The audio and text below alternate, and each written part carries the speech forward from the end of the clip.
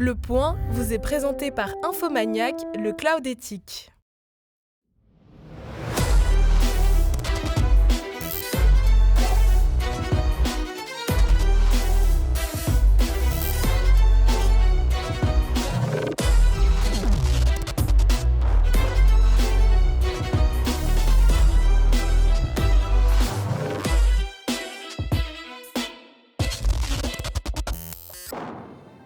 Quel est le point commun entre Terminator, la maire de Berlin, Donald Trump, la cancel culture, Milei, les élites parisiennes et washingtoniennes, les fundis MeToo, les climato-sceptiques et le retour du fondamentalisme religieux? Eh bien d'être à la fois les symptômes et les causes du chaos vers lequel semblent entraîner aujourd'hui nos démocraties. À bas l'intelligence, vive la mort, criaient les franquistes et puis les talibans aussi. Qu'importe aujourd'hui la cause, semble-t-il, pourvu qu'elle déchaîne nos peurs, nos frustrations et nos colères, si possible en marge de la raison et des institutions. Au fond, l'élection de Donald Trump et l'ultra MeToo ne sont-ils pas les deux faces d'une même pièce? Be fired. Annuler l'autre pour espérer exister, mais à quoi tout cela peut-il nous mener? Surtout, existe-t-il encore une voie alternative? Eh bien, on l'espère ce soir dans Le Point, et on en parle justement avec deux voies alternatives à leur façon, Caroline Fourest et Peggy Sastre. Bienvenue à elles et bienvenue à vous toutes et tous sur Le Mont Bleu.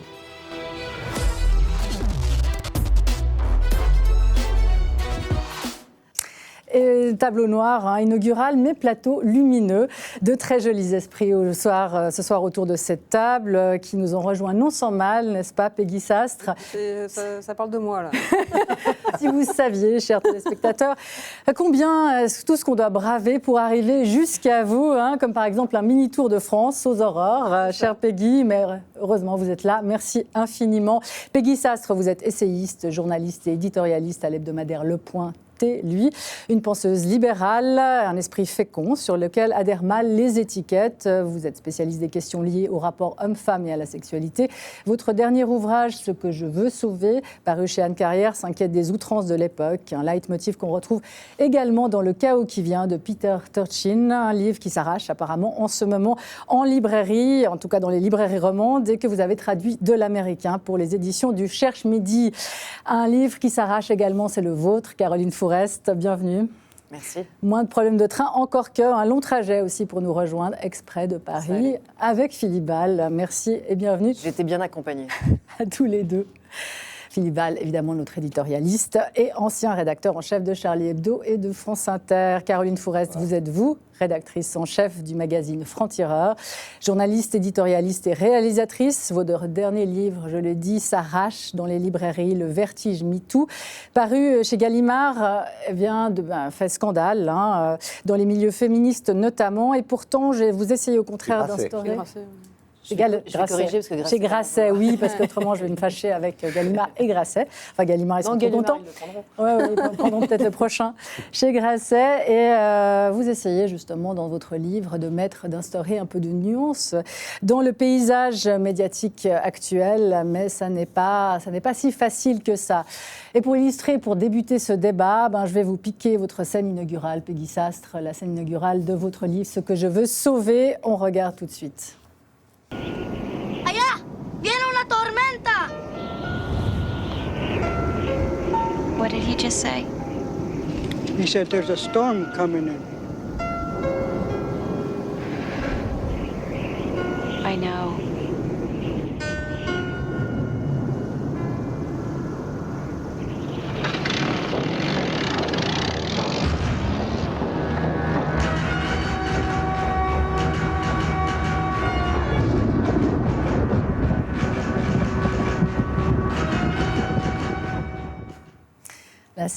La scène de fin de Terminator 1, Sarah Connor qui sait que la tempête arrive. C'est assez sombre comme pronostic, Peggy Sastre. Pourquoi avoir choisi? Elle vient d'où cette tempête aujourd'hui que vous annoncez? Oula, deux questions en une. D'où ça vient Quelle était cette tempête métaphorique dans Terminator? Ouais, une tempête, la tempête sur je dirais pas les valeurs, parce que j'aime pas ce terme, sur les principes libéraux, sur la solidité, ce qu'on a dû braver pour en arriver à nos sociétés relativement apaisées, prospères, libres, et qui aujourd'hui est trop remis en question, critiqué par des gens qui n'ont connu que ça. Et il y a une espèce de fatigue d'enfants gâtés. Et c'est assez préoccupant. Préoccupant comme l'élection de Donald Trump, Caroline Fourest. Oui, en termes de tempête, le vent se lève et on le voyait venir. Enfin, on est un certain nombre à avoir dit depuis des années que si notamment la gauche démocrate américaine ne se reprenait pas en main et ne reprenait pas le chemin de s'adresser à tous les citoyens dans un langage clair et compréhensible, au lieu de peut-être s'enferrer dans des positionnements très élitistes et très coupés du monde, il y aurait un retour de bâton. Et en tout cas, j'en parlais moi dans Génération Offensée, mon livre précédent, et le retour de bâton est à nouveau là pour la deuxième fois. Et ça va faire plus mal que le premier. Parce que ce n'est pas le même Donald Trump qui revient, c'est un Donald Trump qui a appris des rouages de l'État, qui est entouré d'une autre équipe et qui a tous les pouvoirs. Il n'y a plus rien pour lui résister. Il a le Sénat, la Chambre. Il est entouré d'un démiurge comme Elon Musk qui a des leviers qui touchent toutes nos vies pour influencer la planète de façon rarement vue dans l'histoire du monde. On a rarement vu des gens aussi puissants, aussi décomplexés et aussi assoiffés de revanche. Les deux, Elon Musk et Donald Trump, sont des assoiffés de revanche. Donc la démocratie va vraiment tanguer. Il n'y aura pas que des choses... je veux dire, si on veut être tout à fait honnête, dans ce côté démiurge, il y aura aussi des choses qui vont bouger dans la planète. Peut-être qu'il fallait qu'elles bougent. Sur la Chine, il y aura peut-être de la résistance. Sur la République islamique d'Iran, il y aura peut-être une résistance qui manquait. Mais sur le reste, la démocratie américaine, et donc la nôtre par ricochet, va souffrir. Vous dites retour de bâton. On dit beaucoup aussi que c'est un retour de bâton par rapport aux luttes progressistes, MeToo en premier lieu. Vous êtes d'accord avec cette analyse ? Alors oui, mais je ne mettrai pas sur MeToo la faute de Donald Trump néanmoins. C'est pas parce que Donald Trump est un agresseur sexuel et qu'on lui pardonne tout que c'est la faute de MeToo. Pour le coup, je souhaite clairement que MeToo continue à faire en sorte que des Donald Trump cessent d'être dans une impunité, une toute-puissance dans laquelle ils sont aujourd'hui. En revanche, je pense que plus globalement, la façon dont les progressistes américains gèrent ces questions délicates peut parfois prêter à des retours de bâton. C'est-à-dire que, encore une fois, moi, mon livre défend MeToo, entièrement, tout MeToo. Mais j'ai vu des gens de plus en plus, et c'est normal quand une révolution avance et qu'en fait, quand une cause est plus à la mode qu'elle ne l'a été, et donc dans le livre, je raconte la bascule du monde d'avant MeToo, où on était bien seul lorsqu'il fallait porter la voix d'une femme agressée sexuelle, lorsqu'il fallait trouver des stratégies pour lui rendre justice, on était bien seul et isolé. J'ai vu avec, c'est pour ça que le livre s'appelle Vertige, avec ce grisement de voir ce changement de monde, c'est magnifique, c'est sublime de voir qu'on change d'époque et que soudainement le silence fait place au pouvoir d'accuser, au pouvoir d'être écouté. Mais le pouvoir d'accuser, c'est un pouvoir. Et quand on vient d'un féminisme qui s'est construit comme un contre-pouvoir, parce qu'au fond c'est ça le féminisme, c'est savoir justement repérer les rapports de pouvoir et savoir les équilibrer. Il me semblait que c'était aussi au féminisme et à des féministes de dire « nous avons conscience de ce nouveau pouvoir et nous n'allons pas en abuser ». Nous, maintenant que nous l'avons. Et donc ce pouvoir d'accuser, j'essaie juste d'inviter à une réflexion. Il faut le manier avec précaution, c'est un pouvoir très, très puissant. Quand il s'agit de dénoncer des prédateurs sexuels qui, justement, sont en toute puissance, eh bien, ce pouvoir-là, il faut l'utiliser à fond, à fond. Mais quand on est dans une accusation, une parole contre une parole, sur un cas qui n'est pas très avéré, où la justice peut passer, où la justice n'a même pas des fois été sollicitée parce qu'il n'y a pas de plainte, eh bien, les observateurs que nous sommes, et qui sommes aussi des caisses de résonance de ces accusations, comme journalistes, nous sommes de plus en plus des relais de ces accusations, on doit se poser des tas de questions avant d'exposer la réputation de quelqu'un, parce qu'aujourd'hui, quelqu'un qui est accusé d'un MeToo, sa vie peut être détruite, et sa vie sociale, très certainement. Donc c'est une arme à manier en fonction de la gravité des faits reprochés et de notre sentiment de leur crédibilité. Une révolution grisante, Pélissastre, ça c'est quelque chose, c'est un constat que vous partagez. Vous êtes féministe aussi, il faut le préciser, c'est pas... Je partage et pas vraiment. En fait, très tôt, moi j'ai vu la dégénérescence de MeToo au départ. Après, c'est marrant parce que justement, en fait, MeToo est une réaction à Donald Trump. La grosse manifestation féministe qu'il y a eu juste après les révélations contre Harvey Weinstein, c'était aussi, on ne peut pas supporter qu'il y ait Donald Trump à la présidence, avec les Pussy Hats, tout ça. Et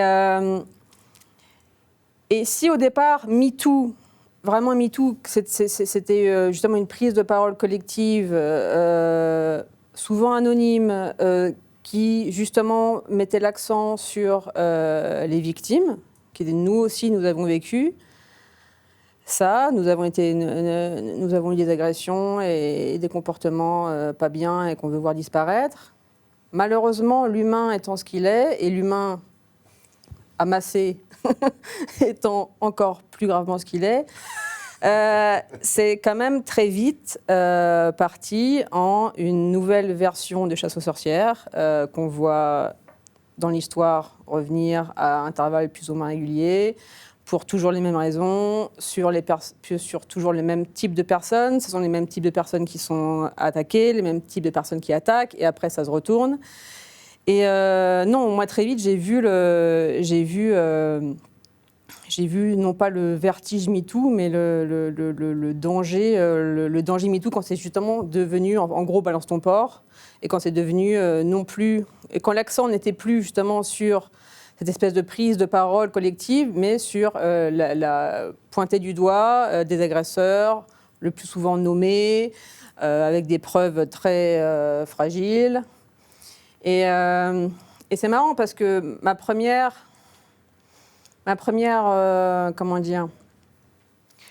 critique que j'ai vue assez articulée, parce que dès le départ, c'était très instinctif et viscéral en moi, que ça me plaisait pas. Moi, j'ai un tempérament qui, quand trop de gens ont l'air d'accord, je me dis il y a un problème. Et justement, la première réaction critique que j'ai vue à MeToo, c'est venue d'une féministe indienne qui mettait en garde en disant c'est pas en détruisant la justice qu'on va faire progresser les choses. Certes, le système tel qu'il est a des problèmes, mais c'est pas en le cramant jusqu'à la moelle qu'on va aider et améliorer les choses. Et ensuite, voilà, j'ai coécrit la tribune en janvier 2018, qui a été surnommée la tribune de Neuve. Sur laquelle vous revenez d'ailleurs dans votre livre. Que moi, j'ai refusé de signer. Vous avez refusé de signer, puis qu'après, vous, quand même, non, je dis cautionnez. Parce que Deneuve a précisé ses propos après dans une autre tribune. Il y avait des choses très justes et qui voyaient venir des vrais problèmes dans cette tribune, mélangées à des choses que je partage moins et qui, pour moi, desservaient le propos principal. Mais je crois que là où on se rejoint avec Peggy, c'est évidemment sur la détestation des agresseurs sexuels et de tous ceux qui abusent de leur pouvoir, et particulièrement sur le corps des femmes. Ensuite, on se sépare sur ce qu'on met sous MeToo ou non. J'entends ce qu'elle dit, c'est que moi je crois aussi que la force de MeToo, c'est de dire moi aussi, ce moi aussi qui a toujours existé, mais de le dire avec un écho décuplé et de raconter ce que vivent les femmes pour faire une prise de conscience. Quand on passe à balance ton porc, j'entends ce qu'elle dit, puisque comme elle, je suis allergique à l'esprit de meute. Et en réalité, ce qui pose problème, c'est pas MeToo, c'est l'esprit de meute qui peut s'emparer de tout ce qui est un élan. Mais même à l'intérieur, je vais dans le détail dans le livre parce que je donne plusieurs affaires en détail pour qu'on comprenne, parce que ça se joue chaque fois à une nuance près. Oui, on pourrait dire que votre livre, c'est un manuel de qu'est-ce qui est MeToo et qu'est-ce qui n'est pas MeToo. C'est un effeuillage, c'est un nuancier de tout ce qui fait qu'on est dans le rétablir une injustice et à quel moment on verse dans une autre injustice. Alors, et j'ai vécu, c'est quoi ce qui est MeToo et ce qui n'est pas Non, mais MeToo. je vais vous donner un exemple parce que c'est typiquement que j'ai vécu, même au sein de Balance ton porc, moi je ne rejetterai pas tout le pouvoir d'accuser, de nommer et de faire honte. Je partage le pouvoir de nommer et faire honte, mais je pense que c'est une arme qu'il faut manier uniquement dans des cas désespérés face à de très grands tyrans. Ce n'est pas une arme dont on doit abuser pour taper des mouches, entre guillemets. Ce n'est pas un tape-mouche, si vous voulez. Et je vous donne un exemple, c'est que la première qui fait Balance ton porc, qui est une journaliste française qui vit aux États-Unis, Sandra Muller, elle est dans la foulée de l'affaire Weinstein, donc c'est juste en même temps, hein, tout ça bouillonne en même temps, et elle, au lieu de dire effectivement juste, voilà, moi, ce qui m'est arrivé, balancez le nom de vos porcs, de ceux qui vous ont fait ça, et je commence moi, et elle raconte une anecdote. Elle dit, elle parle d'Éric Brion, donc elle le nomme, personne ne le connaît à l'époque, c'est pas quelqu'un de connu, c'est pas quelqu'un de puissant, Éric Brion, et elle dit, voilà, il m'a dit à une soirée, ce collègue m'a dit à une soirée, t'as de gros seins, tu es mon type de femme, je vais te faire jouir toute la nuit. Ce qui lui corrige, il dit, après s'être fait éconduire par cette femme, aurait dit, c'est dommage, je t'aurais fait jouir toute la nuit. Il part de cette soirée très alcoolisé, le lendemain il s'excuse, et néanmoins, elle décide de donner son nom et de donner cette phrase un peu hors contexte.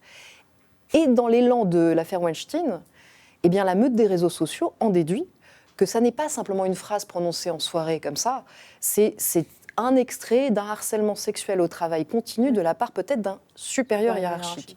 Et donc la meute se jette sur Éric Brion, qui perd sa femme, son travail, qui a vécu 7 ans d'enfer derrière. Or là, on est devant un balance ton port très disproportionné qui réveille l'esprit de meute. Mais j'ai aussi vécu le meilleur de balance ton port. Et en Suisse, on connaît un peu cette histoire. Je me suis affrontée avec Tariq Ramadan pendant une décennie. Ça a été un des affrontements les plus violents de ma vie. Je n'ai jamais eu affaire à un pervers de cette catégorie-là, à quelqu'un d'aussi dangereux face à moi. Lui, c'est clairement MeToo. Et en plus de cette bataille que moi je menais sur le front des idées, évidemment, sur son double discours, j'ai appris, à l'occasion d'une confrontation télévisée où on devait se retrouver, des femmes ont commencé à me contacter, à me raconter des choses dont j'avais peut-être un début d'intuition, parce que moi aussi j'avais croisé son regard, mais je n'avais pas été plus que ça seule face à lui. Et puis de toute façon, il ne se serait pas comporté ainsi, parce que je l'ai tout de suite affronté, Tariq Ramadan. Mais elles se sont mis à me raconter des choses terribles, sur des choses terribles qu'elles avaient vécues, des nuits d'horreur. Et en fait, le livre est aussi inspiré de ce que j'ai dû traverser, c'est-à-dire qu'il y avait en moi la journaliste, la féministe, dans ce que j'entendais, des confidences qu'évidemment était très ravageuse pour mon adversaire. C'était pire que mon adversaire. C'était un ennemi, Tariq Ramadan, vis-à-vis de moi. Donc, et en même temps, c'était un pouvoir dont je ne savais pas que faire. D'abord, je me suis méfiée de la parole de ces femmes, je l'avoue, parce que je pensais que c'était un traquenard qui me tendait, parce que j'avais vécu tellement de choses face à lui. Je me disais, oh là là, je suis annoncée dans un duel face à lui, il m'envoie des femmes me raconter n'importe quoi pour que je l'utilise lors du débat, que je tombe dans le... On se souvient de ce débat, c'était face à lui, chez Tadei. Et puis, il se trouve que ces femmes, il y en avait une d'elles qui était journaliste, que je connaissais, qui ne m'avait pas dit qu'elle avait eu, elle se plaignait pas d'un viol, elle se plaignait d'une relation violente mais consentie. Il se trouve qu'elles m'ont montré des captures d'écran qui prouvaient qu'elles avaient témoigné de ça depuis déjà des mois et des mois. Moi, je suivais moins le cas de Ramadan à ce moment-là. Et du coup, je voyais bien qu'elles ne l'avaient pas fait en fonction de ce débat. J'ai accepté d'en rencontrer 3, dont cette journaliste. Et toutes, encore une fois, ne racontaient pas des choses qui relevaient de la loi. J'essayais de trier dans ma tête. Ça, c'est pas illégal. Ça, bon, bah, ok, il commet l'adultère, il pratique une morale, il pratique l'inverse de la morale qu'il prône pour les autres, mais c'est de l'hypocrisie, c'est pas illégal. Et puis, il y en a une qui aujourd'hui va se retrouver enfin face à lui et devant un tribunal après des années d'enfer. Christelle, qui me raconte là quelque chose de très, très, très, très violent et une relation qui change complètement de route en cours de route et qui devient un déchaînement. Et un déchaînement dont elle n'est toujours pas remise, bien que ce soit quelqu'un d'assez assez fort en réalité. Et donc, je n'en parle... Sur le moment, je leur demande de ne pas faire une esclandre, parce que 2 d'entre elles viennent au débat dans le public, et c'est pas moi qui l'ai demandé. Elle m'a dit, mais on va se retrouver. Moi, je ne savais pas quoi faire de ces confidences. Elle me dit, mais on va se retrouver, on sera au débat derrière toi. Je dis, mais vous n'allez pas parler, vous n'allez pas faire un happening. Moi, j'ai 1 heure à tenir face à lui, sur son discours, ça doit être de bonne tenue, je ne peux pas gérer ça en plus. Elle me dit, non, on te promet. Elles se sont juste manifestées à la fin du duel, donc je l'ai vu changer de couleur quand il a vu qu'on se connaissait. Et le lendemain, j'ai présenté Christelle à un magistrat. Je dis, voilà, moi, je ne peux pas faire plus, même comme journaliste, je ne peux pas aller sur ce terrain-là si tu ne portes pas plainte. Parce qu'il faut assumer d'être enquêté à charge et décharge pour porter ce genre d'accusation. Elle a rencontré ce magistrat qui a dit, écoutez, c'est très grave, mademoiselle, vous avez toute matière à porter plainte. Et le soir même, j'ai reçu un coup de fil. Et j'ai dit, honnêtement, à Christelle, tu sais, je viens de passer des années face à lui, juste pour dénoncer ses discours, ce que j'ai vécu. Je ne peux pas imaginer ce que tu vas vivre pour l'accuser de ça. Je te conseille de bien y réfléchir et moi, je ne peux pas t'encourager à le faire. Quoi que tu fasses, je respecterai ta décision. Ce que je te dis, c'est qu'en tant que journaliste, je ne peux pas porter cette accusation pour toi publiquement. Il n'y a que toi qui peux le faire et en portant plainte. Et je serai à tes côtés si tu as ce courage-là. Mais réfléchis parce que ça va être l'horreur sur Terre. C'était au-delà de ce que je craignais. Et le soir même, elle m'a appelée, elle m'a dit, sa voix avait complètement changé. Elle m'a dit, on oublie tout, Caroline, je te demande de tout oublier. Un homme m'a suivie alors qu'elle n'était pas chez elle et que ce n'était pas son appartement habituel, puisqu'elle n'habitait pas Paris. Il m'a dit, je sais exactement qui tu as rencontré ce matin, je sais ce que tu t'apprêtes à faire, on le sait, et on te conseille d'y renoncer ou on retrouvera ton corps dans la Seine. Donc, elle m'a dit, j'arrête tout, je ne porterai pas plainte. Je dis, je peux que te comprendre et que le respecter. Si tu changes d'avis, je suis là. Et on ne s'est pas parlé on se donnait des nouvelles, mais on ne s'est pas parlé pendant des années, jusqu'à Balance ton port. Jusqu'à ce qu'Enda Yari, que je n'avais pas rencontré, dit sur les réseaux sociaux, bah voilà, mais en portant plainte. Enda Yari, elle ne s'est pas contentée d'utiliser les réseaux sociaux pour régler des comptes. Elle est allée jusqu'à porter plainte et elle a réveillé le courage de Christelle, puis d'autres femmes, Et grâce à ça, grâce au fait de nommer publiquement et de porter plainte, elle a fait qu'aujourd'hui, cette impunité est brisée. Donc j'ai vécu le meilleur et je connais le pire de Balance ton porc. Et dans le livre, j'essaie en permanence de voir où est cette ligne entre rétablir une justice qui n'est pas passée ou qui ne passe pas, sans en commettre une autre. Et le paradoxe, c'est qu'on vous a reproché ces 8 ans de silence. Hein. L'extrême droite me l'a reproché. Ouais. Mais l'extrême droite, ils trouvent toujours quelque chose à dire aux autres. Et justement, ils reprochent, dans l'extrême droite, ils sont contre MeToo, mais quand on respecte justement la présomption d'innocence et le fait de ne pas accuser, même face à son pire ennemi, sans une plainte, ils vous critiquent aussi. C'est facile pour eux, tout est toujours critiquable. La réalité, c'est ça, c'est que je me suis forgé une éthique journalistique qui est de me dire, soit il y a une plainte, et là c'est un objet journalistique, parce que la victime prend le risque d'être enquêtée à décharge, et que la justice va faire un travail que journalistiquement, honnêtement, on ne peut pas faire. Examiner des textos, retrouver des agendas, c'est un travail de police, c'est pas toujours le nôtre, et on n'a pas ces moyens-là. Pas le nôtre. Non, pas toujours le nôtre quand, pardon, des fois on fait des instructions aussi à charge et à décharge. Oui, mais il faut pas. Enfin, justement, c'est un problème. C'est pas. C'est là où on diffère. Si Oui. tu as une personnalité dont tu sais que c'est un prédateur sexuel qui met en danger des gens et que des femmes n'oseront pas y aller s'il n'y a pas une Mais parole justement, collective. on n'a pas les garde-fous de la justice. Rien qu'un truc de base qui peut paraître anecdotique, mais on n'a pas de greffier. Quand on fait des enquêtes, il n'y a personne qui est là pour un jour dire est-ce que la personne a vraiment dit ça. Et ça, c'est essentiel en fait. Mais même la justice n'arrive pas toujours à trancher. Je suis d'accord, Toujours, mais- le cas. A fortiori. Ouais.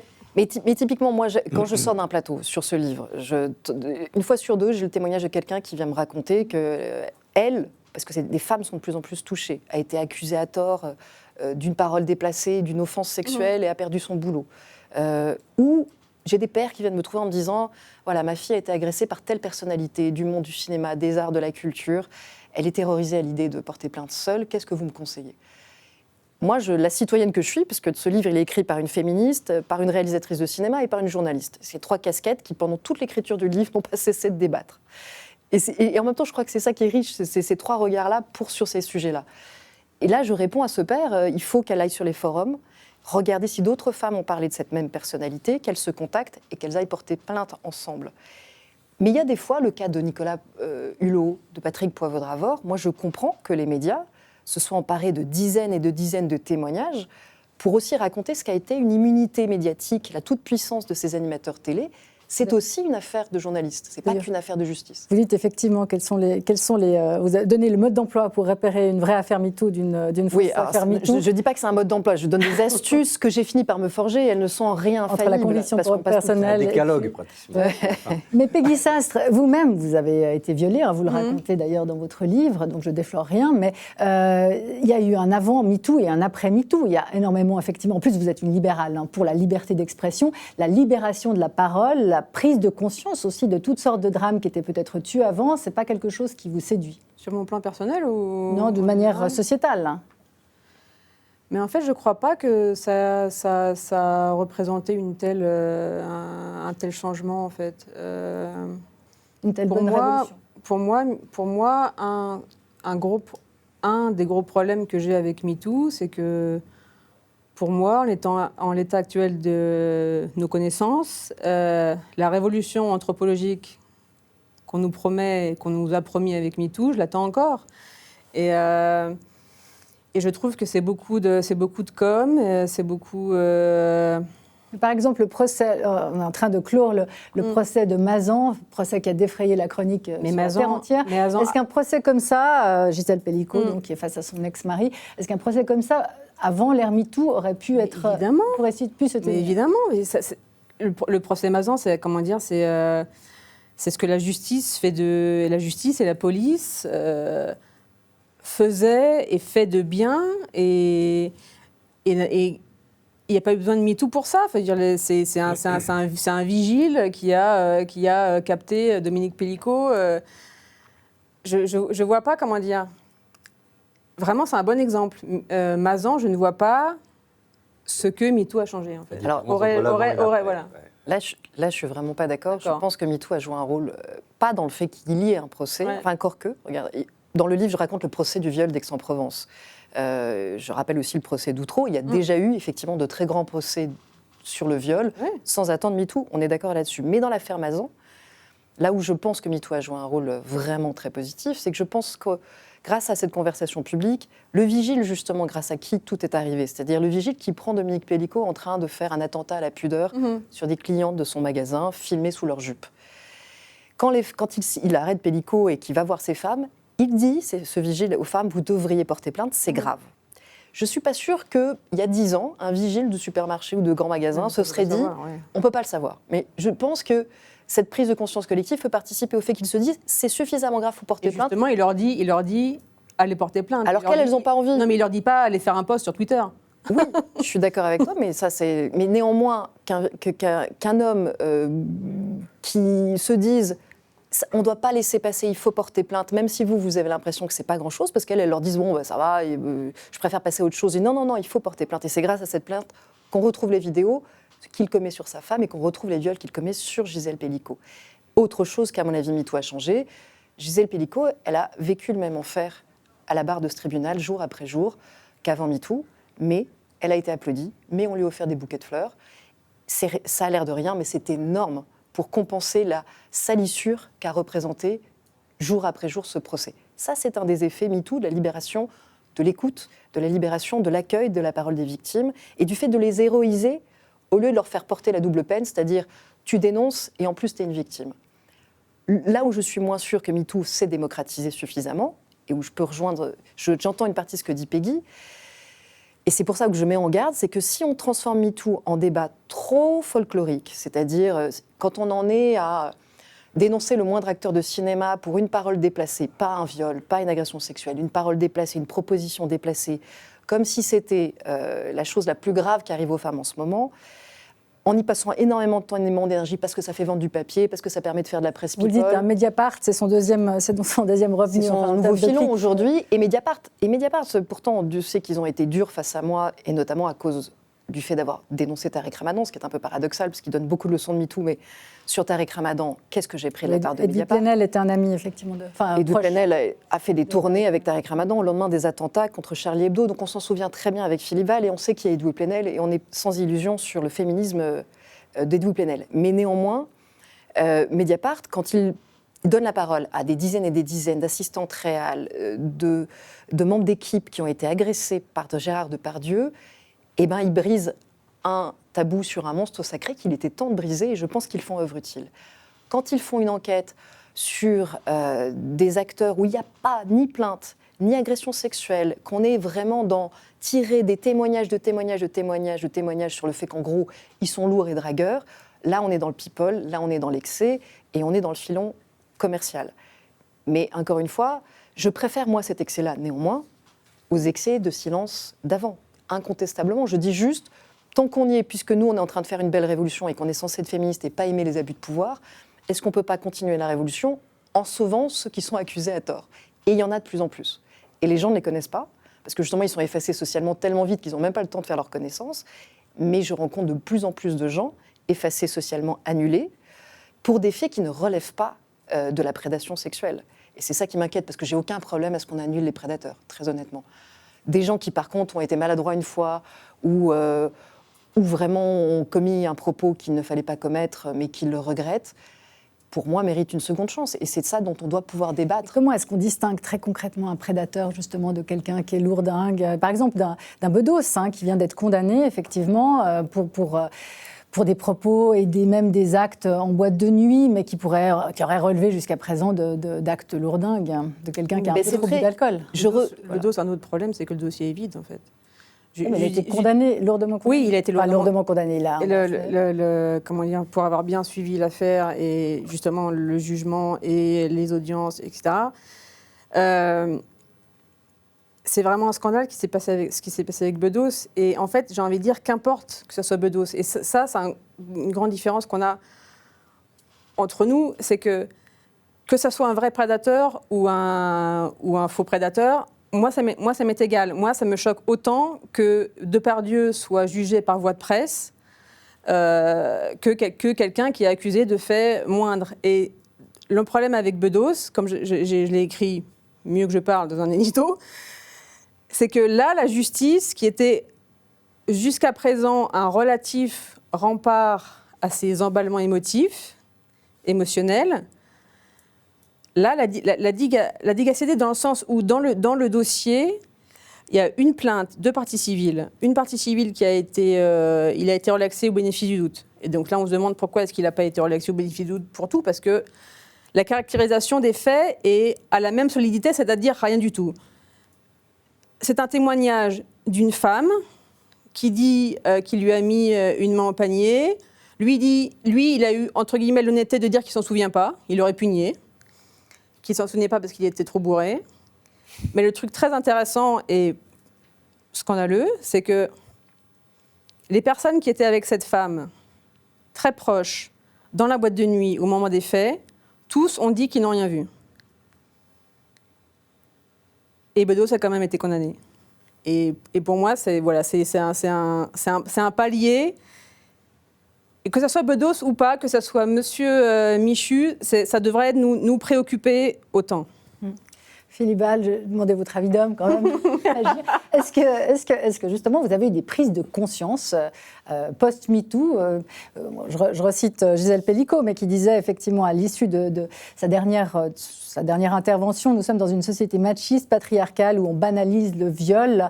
Est-ce que vous, justement, les dernières affaires ou les dernières années, vous vous êtes dit effectivement il y avait des choses qui étaient inacceptables et c'est bien que ça soit advenu? Je veux bien que l'Europe soit une société patriarcale où on banalise le viol, mais alors le reste du monde, je n'irai pas en maillot de bain, vraiment. Non, vraiment, c'est du délire de dire. Je comprends la douleur de cette femme et les excès, et puis en plus l'environnement qu'elle doit avoir en ce moment, justement avec MeToo. Mais ce que je voudrais dire à propos tout à l'heure à propos de Trump, c'est que la popularité qu'il a, malgré les accusations dont il fait l'objet, et c'est une popularité de colère contre l'idéologisation ridicule du féminisme. Le féminisme est une cause légitime. Et à partir du moment où ça devient une idéologie, et que cette idéologie ne supporte plus aucune ambiguïté de pensée, c'est ridicule et ça fout tout le monde en colère. Je pense qu'une des grandes causes de la popularité de Trump, une des causes, c'est le ridicule de son opposition. Le ridicule de l'aspect caricatural de son opposition. Alors maintenant, j'ai bien lu les 2 livres, attentivement, et ils ont plus de points communs qu'on ne pense, parce que bien que tu t'en défendes, les cas que tu exposes avec une grande clarté, avec une analyse absolument, à mon sens, parfaite, ce sont des cas... c'est accusatoire, c'est quand même un réquisitoire sur les excès de MeToo. Il n'y a pas beaucoup de pardon là-dedans, parce que tu essayes, parce que tu sais que c'est une bonne cause, on sait que c'est une très bonne cause. Le féminisme était une cause décisive dans les années 70. De même, la lutte contre l'homophobie, le racisme, etc. Bon, ça a été décisif. Ça a été des causes qui étaient défendues par des gens qui n'avaient pas les mêmes idées politiques. Et aujourd'hui, ça n'est plus le cas. C'est à l'extrême gauche et c'est lié à des luttes qui n'ont rien à voir avec le féminisme. Par exemple, le néo-féminisme, c'est lié au soutien au Hamas, par exemple. Je ne sais pas, je dis n'importe quoi. Ou des LGBT qui c'est l'intersectionnalité des luttes, voilà. C'est-à-dire que ça englobe plusieurs donc causes c'est une qui ne sont pas idéologie forcément cohérentes entre elles. Et cette idéologie est un puritanisme qui conduit à des excès, à supprimer toute ambiguïté de pensée, tout équivoque possible, alors que nous ne sommes qu'équivoques, nous ne sommes intéressants que par les contradictions qu'il y a en nous. Ça veut supprimer ça pour rétablir une pureté de pensée, et les 2 livres ont en commun, en quelque sorte, de dénoncer ce désir de pureté et les excès que ça entraîne. Alors après, ils sont très différents dans la forme. On en parlait tout à l'heure, mais le livre de Caroline, peut-être que c'est un livre avec des raisonnements camusiens très inspirés, une façon de raisonner camusienne. Et le livre de Peggy, c'est des fulgurances nietzschéennes qui viennent par moments et qui sont très libres, parfois dérangeantes, mais au bout du compte, le but recherché est de rétablir une protection de la personne et de rétablir le droit à l'impureté, dans la limite de la loi et de l'acceptabilité pour la dignité de l'autre, mais évidemment de rétablir cette liberté-là. Et c'est très important. Aujourd'hui, c'est décisif, et notamment parce que Caroline parle beaucoup de cinéma. Elle est cinéaste et elle parle du monde du cinéma. On a besoin que le cinéma dise certaines choses qu'il ne pourra plus dire. Et je pense que c'est une grande inquiétude pour tout le monde. Il ne pourra plus dire s'il se met à respecter des chartes qui empêchent les scénarios d'être ambigus, qui empêchent les scénarios de s'intéresser à la profondeur humaine et au combat intérieur de ce qui se passe à l'intérieur d'un corps. Enfin. Je vous donne la parole tout de suite, mais c'est vrai que sur la protection de la personne, Peggy Sastre, vous citez, enfin vous parlez de votre viol, vous citez Virginie Despentes, époque King Kong Theory et Baise-moi. Elle se ferait auto-cancel aujourd'hui, je pense. Oui, en disant justement que voilà, vous refusez l'état de victimisation, en disant le viol ne m'aura pas, mon viol ne m'aura pas. Et c'est normal, enfin là vous citez Despentes, que voilà, quand on prend le risque d'aller dans la rue pour une femme, on risque de se faire violer. Mais la société, elle est justement à mettre des barrières, des cautèles à ce défoulement de pulsions, peut-être, si on le voit comme tel. Mais quelles sont-elles, parce que finalement, dans votre livre, on voit pas, on voit pas exactement quelles sont les protections qu'on doit mettre pour être juste entre précisément des interdits qui sont pas bienvenus et puis un laisser-faire qui amène aussi au pire. Mais justement, mon livre, c'est un point aveugle. Je ne parle pas de la société. Et c'est quelque chose que j'essaye de tisser depuis que j'écris. C'est que beaucoup de gens parlent du social, de la société, de ce qu'il faut faire pour le collectif. Très bien. Mais moi, c'est pas mon envie. J'ai même envie de dire, c'est pas mon métier. Et sur le viol, en fait, ce que je porte dans le livre, c'est juste une expérience personnelle qui a été comment est-ce que j'ai été confrontée au féminisme que j'appelle orthodoxe, parce que moi je me suis toujours considérée comme une féministe par défaut, je suis née dedans, chez mes parents il n'y avait pas de différence entre les hommes et les femmes, entre mon frère et ma sœur, c'était vraiment très naturel comme l'eau du poisson rouge. Et le jour où j'ai été justement confrontée au féminisme militant orthodoxe, c'est après mon viol, j'arrive dans ce groupe de parole et on veut en fait que j'aille mal. Et le truc qui a été très, je dirais pas douloureux, mais quand même très violent, c'est que dans ces groupes de parole, on était deux personnes. Il y avait moi et une autre fille qui avait eu la même réaction, qui était « oui, on a été violés, c'est grave, c'est un crime grave, il faut effectivement que la société, que les lois s'en emparent, etc. » Mais nous, ça va, en fait. Et justement, on avait un discours, en tout cas jusqu'à un certain point, qui était si vous faites passer le message que le viol est le pire des crimes et le pire destructeur pour les femmes et pour les individus, parce que c'est pas que pour les femmes, vous offrez sur un plateau un pouvoir énorme à vos agresseurs. Et ce qui m'a vraiment bouleversée, dans le sens qui m'a mis la rage avec le féminisme orthodoxe, c'est qu'on était ces deux filles-là qui avaient ce discours et ce tempérament. Et moi, j'ai résisté. Et l'autre fille, un jour, dans une séance, s'est vraiment effondrée, en larmes. Elle bavait, elle octait, etc. Et dans l'œil, ça fait partie des choses les plus terrifiantes de ma vie. Dans l'œil de l'animatrice... Plus terrifiant que votre propre vie. Absolument. Dans l'œil de l'animatrice de ce groupe de parole, j'ai vu, après on peut dire c'est de la perception, c'est de l'interprétation, bref, mais le fait est que ça m'a terrifiée, une lueur de victoire qui était, ça y est, je l'ai eu, j'ai créé une nouvelle victime, j'ai créé une personne, un être malléable sur lequel je vais pouvoir appliquer justement mes idéologies, mon dogme, parce que c'est ça le truc, c'est le terme, c'est dogmatique. Et il y a pas, voilà, il y a pas d'entrée, il y a pas de terrain possible pour justement les ambiguïtés, les contradictions, le contexte. Et ça a été vraiment une énorme claque. Ça a été ces féministes-là, qui me détestent, ne veulent pas des femmes fortes, et c'est même pas des femmes fortes, en fait, ne veulent pas des individus. Ils veulent des espèces de robots, une espèce d'armée de clones qui un jour peut-être sera mise en marche de manœuvre pour une guerre quelconque, avec des mots d'ordre, des slogans, et c'est très très perturbant pour moi. MeToo crée des victimes.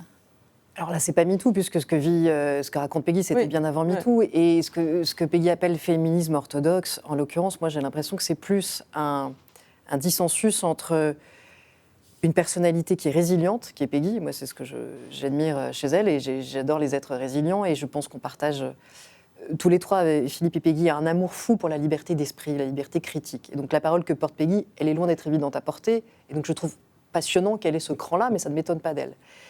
Mais néanmoins, je ne vois pas... C'est pas un problème du féminisme, c'est qu'on ne va pas dans un groupe militant pour effectivement, on ne va pas trouver une écoute qu'a, par exemple, un psychanalyste ou un psychiatre. On va trouver des gens qui veulent transformer votre vécu en combat collectif. Et donc, c'est un lieu inapproprié en réalité pour se soigner soi. Et donc, Peggy, l'ayant senti, s'est dit, moi, je vais couler si je reste dans cette dynamique. Ma survie, c'est de rester un individu avec mes moyens à moi d'être résiliente et de ne pas rentrer dans cette logique-là. Je trouve que ce qu'elle dit est passionnant parce que je l'aborde aussi à la fin du livre. Je crois qu'il y a aujourd'hui une tendance, pas que du féminisme, ça n'a rien à voir avec le féminisme, de l'antiracisme, de tous les combats collectifs, parce que c'est la tendance de l'époque, à effectivement, au lieu de transformer des injustices en cause de combats héroïques pour combattre l'injustice, on a tendance à s'arrêter aujourd'hui au stade de la victime et de la victimisation et de se contenter des dividendes de la victimisation plutôt que de réellement changer le monde et de se battre. Et moi, j'ai connu un féminisme militant différent, qui était un féminisme militant qui n'était ni orthodoxe ni quoi que ce soit, mais qui était celui du combat héroïque. On s'est battu, on a obtenu de voir le sexisme reculer, on a rendu les coups à des agresseurs par des moyens plus ou moins légaux. À l'époque, on n'avait pas d'autre choix. On s'est battu pour obtenir le Pax, puis le mariage pour tous, et on a gagné. Et ça, c'est un féminisme combatif héroïque, qui est toujours le mien, que j'aime toujours d'amour, que je vois de moins en moins représenté, parce qu'effectivement, la tendance à la victimisation dévore tout. Et ce qui m'importe, et je veux bien qu'on s'entende sur ce mot, une victime de viol est une victime, et elle a le droit d'être écoutée comme victime, et elle a le droit de dire ce qui lui est arrivé. Mais même en psychanalyse, et c'est pareil en politique, on vous explique que ça n'est pas un statut à vie. C'est un statut transitoire pour changer le monde, de dénoncer ce qui nous est arrivé. En faire un statut à vie, c'est donner à son violeur, c'est donner à son bourreau un pouvoir à vie sur soi. Et donc il faut qu'on ait cette réflexion et cette discussion pour continuer à construire et à fabriquer des combattantes et des héroïnes. Et pour moi, Gisèle Pellicot est typiquement dans la posture où elle a repris la main de façon héroïque. Et c'est ça l'importance des applaudissements et des fleurs. C'est dire, tu n'es pas qu'une victime, tu es aussi une héroïne. Donc il y a aussi ça dans l'après-MeToo. Donc ça continue à exister. Et c'est positif. Mais maintenant, je veux juste aussi répondre à ce que disait Philippe. Dans ce livre, j'insiste sur les cas qui, entre guillemets, trahissent MeToo. Pourquoi ? Parce qu'il y a tellement de gens qui peuvent défendre MeToo et faire que des livres là-dessus et en être récompensés et n'avoir aucun problème, aucun détracteur et être applaudi. Moi, généralement, quand j'écris un livre, c'est que je suis à ce niveau-là, que j'arrive plus à respirer et que je me dis, si je le dis pas, personne n'oserait le dire. C'est que comme ça que je trouve le temps et l'énergie de passer des nuits aux aurores à écrire un livre. Donc, dans ce livre, je raconte quand même, sur toute la première moitié, à quel point la vie était terrible avant MeToo et tout ce que MeToo a apporté. Mais effectivement, quand je rentre dans les cas qui me posent problème, et comme je veux leur consacrer de la place pour montrer aux gens en quoi là se joue quelque chose qui leur de l'injustice, je suis sur les cas qui posent problème. Mais j'appelle pas ça des excès de MeToo, j'appelle ça des trahisons de MeToo. Parce qu'en réalité, voilà, en ce moment, on met ce hashtag sur tout et n'importe quoi, on en use et donc on en abuse, et j'aimerais qu'on ne le salisse pas. Parce que ce qui me fait peur, c'est qu'à force de le salir ou de le décrédibiliser ou de le trivialiser, effectivement, on facilite le boulot de la revanche masculiniste, qu'elle prenne la forme de Trump ou du machisme ordinaire. Ou même, on freine la démocratisation de MeToo. C'est-à-dire que des violeurs ordinaires de Mazan peuvent ne pas se sentir concernés par certaines discussions sur le cinéma français. Il faut trouver un moyen d'avoir une discussion. MeToo ne ruisselle pas. Il faut trouver un moyen que MeToo ruisselle, ça c'est certain. Est-ce qu'il n'est pas temps justement de quitter cette sphère-là et puis de montrer au créneau sur d'autres combats. D'ailleurs, le paradoxe... Il ne faut pas l'abandonner, il faut juste avoir la générosité de le démocratiser. Mais pourquoi tout doit tourner autour du harcèlement, par exemple? Pourquoi on ne pourrait pas dire maintenant le combat, une fois que ça a été réglé, enfin réglé, disons qu'on a avancé là-dessus, Ça ne sera jamais réglé. on devra... Ça ne sera jamais réglé. Le harcèlement, l'agression sexuelle, le viol ne sera jamais réglé. On est dans un monde avec des parts animales, avec des traumatismes d'enfance que des gens reproduisent. Moi, j'aimerais qu'on porte le débat sur un point qui, à mon avis, n'est pas assez mis sur la place publique. Et par exemple, dans le procès Mazan, on commence un peu à le comprendre, mais je veux dire, la part des schémas reproducteurs et autodestructeurs liés au viol pendant l'enfance, elle est phénoménale. Je crois que nos sociétés n'ont pas réalisé et n'ont pas encore compris. Même une circonstance atténuante que plaide en tout cas l'ex-mari de Gisèle Pellicot en disant j'étais abusée enfant. Oui, et ça adolescent. n'est pas une circonstance atténuante. Et moi, je suis incroyablement admirative des gens qui déjouent ces schémas reproducteurs. Et il y en a. Et pour moi, ce sont les vrais héros de notre temps. Des gens qui ont été abusés dans l'enfance et qui ne deviennent pas des abuseurs ou ils ne s'autodétruisent pas. Parce que chacun le fait. Évidemment, ceux qui s'autodétruisent sont plus généreux que ceux qui reproduisent, parce que ce sont des gens qui deviennent bourreaux. Pour moi, ceux qui arrivent à déjouer ces schémas-là sont des super-héros. Parce qu'il n'y a rien, et j'ai lu beaucoup de témoignages de pères abuseurs, des propos qu'on ne peut pas citer sur un plateau de télévision, tellement ils sont choquants, tellement ils sont violents sur la représentation qu'ont ces hommes, et quelques femmes, parce qu'il y en a aussi. Et je pense qu'on n'a toujours pas mesuré qu'il faut prendre ça en charge très, très, très vite. Il faut arriver à l'arrêter le plus tôt possible et il faut absolument mettre tous les moyens d'une société sur comment on ne peut pas réparer, mais comment on freine les effets destructeurs de ça, parce que la plupart des gens qui vont mal dans nos sociétés traînent un secret là-dessus. Et ça concerne toutes les familles de tous les milieux sociaux. Et donc ça, il faut qu'on continue à en parler, effectivement. Mais ça ne veut pas dire qu'il ne faut pas parler de Gérard Depardieu. Honnêtement, moi je crois qu'on a assez de temps pour parler de tout à la fois. C'est les bons MeToo, hein. Vous le mettez dans la catégorie des MeToo. Mais encore une fois, parce que pareil, pour répondre à Peggy sur pourquoi ne pas aller en justice sur tout, mais parce que les femmes, on ne va pas non plus perdre toute notre vie, des fois, pour une offense sexuelle ou pour un geste agressif. Moi je pense que c'est normal que, par exemple, des gens qui ont été humiliés par Gérard Depardieu, qui n'a pas arrêté de les objectifier, de les sexualiser en public, jusqu'à finir par les attraper à un moment donné, elle n'ait pas forcément envie d'aller payer, 10 000 euros d'avocat, passer 10 ans pour porter plainte. Sur ça, je comprends celles qui portent plainte pour viol, mais sur ça, je comprends que d'autres se disent « Moi, je n'ai pas envie de porter plainte pour viol, pourtant il m'a sali, pourtant il m'a humilié, et je trouverais normal qu'on puisse dire publiquement qu'il se comporte comme ça sur un tournage, parce que de fait, je suis réalisatrice, typiquement. Moi, avant de prendre un acteur, il y en a plein qui ont été accusés de choses où je me dis il a un problème d'addiction, s'il le soigne, si on lui met un garde du corps, qu'on lui interdit de boire, il ne mettra personne en danger. Gérard Depardieu, je ne sais pas comment on le contrôle sur un plateau. Au vu des témoignages que j'ai lus, je ne sais pas comment on peut protéger son équipe d'une main ou d'une agression verbale ou physique. Et donc, ça pose la question de la seconde chance. Et pour revenir à Bedos d'un mot, là où c'est réellement pas juste, je suis moins compréhensive que Peggy, parce que je pense qu'il y a quand même eu beaucoup d'antécédents qui font qu'il a cette condamnation, même si elle est très, très, très sévère.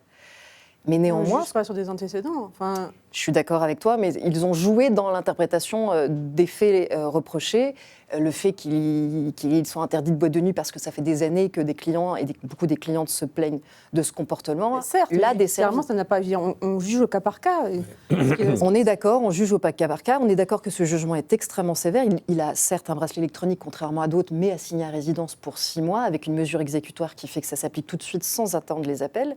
Mais plus que ça, il y a des gens aujourd'hui qui ne veulent plus le faire travailler ni comme réalisateur, ni comme scénariste, alors que, je veux dire, il n'y a aucun principe de précaution qui se justifie en l'espèce. On est devant quelqu'un, un scénariste, il ne mettra en danger personne comme scénariste, Nicolas Bedos. Et même en tant que réalisateur, jamais personne ne s'est plaint de lui. Les seuls qui se plaignent de lui, c'est quand il est en boîte de nuit et quand il est dans un état second à cause de l'alcool. Donc ça s'appelle une addiction. On ne peut pas comparer ça, et ça n'est pas une circonstance atténuante, mais on ne peut pas comparer ce comportement-là à un Harvey Weinstein qui a utilisé le cinéma comme un système de prédation pour faire venir des femmes dans sa chambre d'hôtel et, grâce à un rapport de force et à un chantage, les obliger à des actes sexuels. Ce n'est pas du tout ce qu'on reproche à Nicolas Bedos. Donc moi, je voulais juste, déjà, qu'on mette un nuancier sur ces affaires-là, qu'on arrête de les englober sous le même hashtag sans esprit de distinction, et qu'ensuite, on se pose la question de la seconde chance. À qui on en accorde, à qui on n'en accorde pas. Il y a un sénateur, pardon, et je finis là-dessus, il y a un sénateur qui est accusé de droguer ses collègues avec une pilule du viol, donc de la soumission chimique. Il n'est toujours pas jugé, mais moi je comprends qu'on ne l'invite plus à des soirées, entre guillemets, ou qu'on soit un peu méfiant à l'idée de le laisser siéger toujours au Sénat. En revanche, encore une fois, Nicolas Bedos, au vu des faits reprochés, et au même de sa condamnation provisoire, ne pose aucun risque sur un tournage. Et donc, il n'y a aucune raison de l'empêcher en plus de On ne travailler. voit pas sur les plateaux. Mais il nous reste assez peu de temps et il y a quand même une chose qu'on n'a pas traitée encore, c'est effectivement, vous disiez, il y a un backlash aux États-Unis avec la réélection de Donald Trump. Mais comment est-ce que vous comprenez, Peggy Sastre, toutes ces femmes qui ont voté, pas seulement peut-être pour dénoncer, sans dénoncer justement des comportements comme ça, mais pour quelqu'un qui leur promet plus ou moins de mettre des cautèles autour de l'avortement. Vous qui, dans votre livre aussi, décrivez comme l'un des plus beaux jours de votre vie, le moment où vous avez pu avorter et que vous déterminez justement la liberté des femmes aussi à l'aune de la liberté qu'elles ont de disposer de leur corps. Parce que je pense que dans l'élection de Trump, comme Philippe l'a un peu évoqué tout à l'heure, il y a d'autres facteurs, il y a une multitude de facteurs qui ont à jouer. Et moi, l'un des premiers que je vois, c'est que les démocrates se sont littéralement foutus de la gueule de leur électorat, en fait. On ne peut pas d'un côté dire Trump il fait des fake news, c'est vrai, il ment, la réalité alternative, ça c'est vrai, et d'un autre côté dire non, Biden va très très bien, ce qu'ils disent c'est limite des espions russes, et il faut qu'il ait ce débat avec Trump où il est littéralement liquide à la télé pour que les démocrates se disent bon là tout le monde l'a vu, il faut faire quelque chose. Mais que des femmes se disent, je vais prendre le risque de mettre au pouvoir quelqu'un qui risque de m'empêcher ou d'empêcher ma fille, ma petite fille, Elle l'a déjà fait. d'avorter. Il y a déjà fait. Il y a d'autres éléments qui passent malheureusement ou pas avant ça. Et je suis désolée, les démocrates ont été... C'est quand même hallucinant. C'est vraiment une espèce de redite de 2016. Ils n'ont pas assimilé les leçons de 2016. Ils avaient 8 ans, pas combien. et c'est ça qui est hallucinant, en fait. Ouais, mais est-ce que ça ne pourrait pas être un no-go Comment est-ce qu'on analyse, Caroline Fourest? Non, mais d'abord, il y a une bonne nouvelle.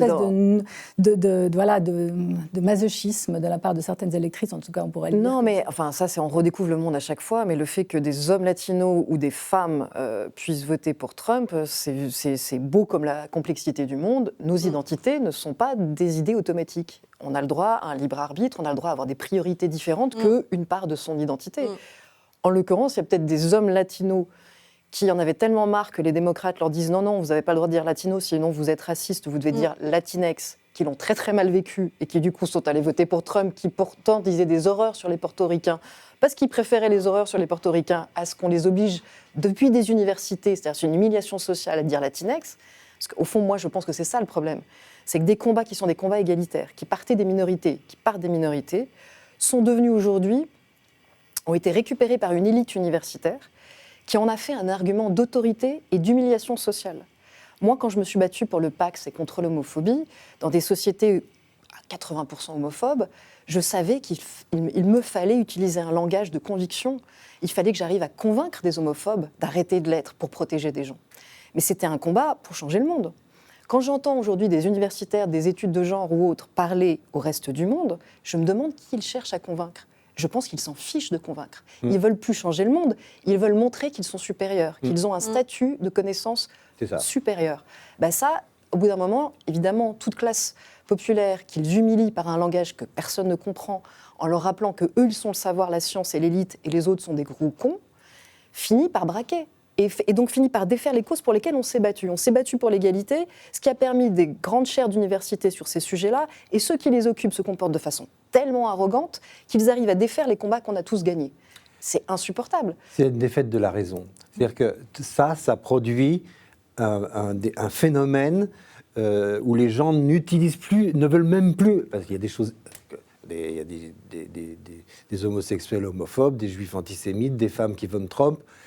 On s'en fout. Que ça soit contradictoire n'a plus aucune espèce d'importance. C'est ça qui est terrible.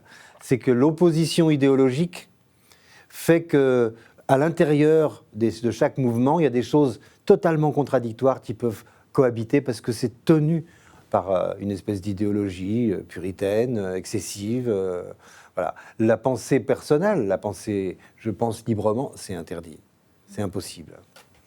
Alors ça, on aura l'occasion d'y revenir, et notamment aussi à ces élites. Hein. Ça, c'est l'objet notamment... Oui, on en est en plein dedans. Là, les élites, à la fois, ne parlent pas au peuple, n'aident pas les préoccupations de la masse. Et quand vous avez la masse qui voit que sa situation se dégrade par rapport aux générations précédentes, c'est le chaos qui vient. Beaucoup trop d'élites, beaucoup trop déconnectées. Avec quand même des contradictions terribles. C'est que là, on a quand même une Amérique qui se jette dans les bras à nouveau de Trump, notamment par peur de l'inflation, qui est due à la politique de Trump et au protectionnisme de Trump, qui donc va relancer.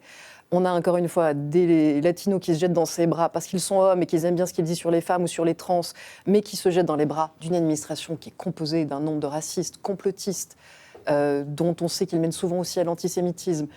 Incroyable. Et on a des gens qui souffrent en termes de pouvoir d'achat, qui se jettent dans les bras de milliardaires, qui vont les tondre. En tout cas, qui vont tondre tout ce qu'il y a à prendre dans l'État fédéral. Elon Musk va se gaver. Il va démembrer l'État qui pouvait protéger les plus faibles. Donc, on est dans ces époques de non-rationalité, de confusion informationnelle, de guerre informationnelle, où c'est sûr que la liberté de penser est nécessaire, et aussi le fait de reparler à tous. Et d'ailleurs, il y a quelques démocrates, ils sont pas nombreux, mais qui commencent à le dire.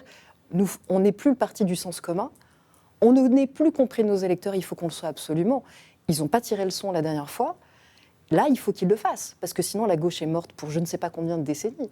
Et c'est valable pour les gauches européennes aussi. Les gauches européennes doivent se réveiller avant de ressembler à la gauche démocrate, et qu'on ait tous des Trump à la tête de nos pays. C'est les derniers quarts d'heure là. Et Elon Musk ne va pas nous faciliter la tâche avec ses algorithmes, avec ses campagnes par intelligence artificielle qui vont toucher l'Europe aussi. Donc il va falloir être brillamment convaincant et lucide et courageux si on veut éviter à temps ce qui arrive aux États-Unis. En fait. Oui, et que les gens aient envie aussi de cela, hein, d'écouter justement la nuance, parce qu'on a l'impression qu'il y a une soif quand même de radicalité, de pureté. Il y a une fatigue. Moi, je crois qu'il y a surtout une grande fatigue. Donc il faut qu'on arrive à s'éclaircir les idées calmement. Une fatigue du bonheur, d'une certaine façon, une fatigue démocratique. Une fatigue informationnelle, beaucoup, qui finit par être une fatigue démocratique. Et qui nous conduira peut-être au chaos. En attendant d'y revenir plus abondamment dans les épisodes suivants du Point, que vous pourrez retrouver évidemment en tout temps sur nos applications et sur notre site YouTube, eh bien, je vous recommande encore une fois Le Vertige MeToo de Caroline Fourest et Ce que je veux sauver de Peggy Sastre, de magnifiques ouvrages à compléter dans votre bibliographie, et puis aussi le livre de Peter Turchin, mais qui apparemment, je n'ai pas besoin de vous conseiller puisqu'il est déjà épuisé, c'est Le chaos qui arrive. Qui vient, ouais. Décidément, j'ai des problèmes avec la présentation des livres aujourd'hui. Je vous souhaite une excellente soirée et une très belle semaine à toutes et tous.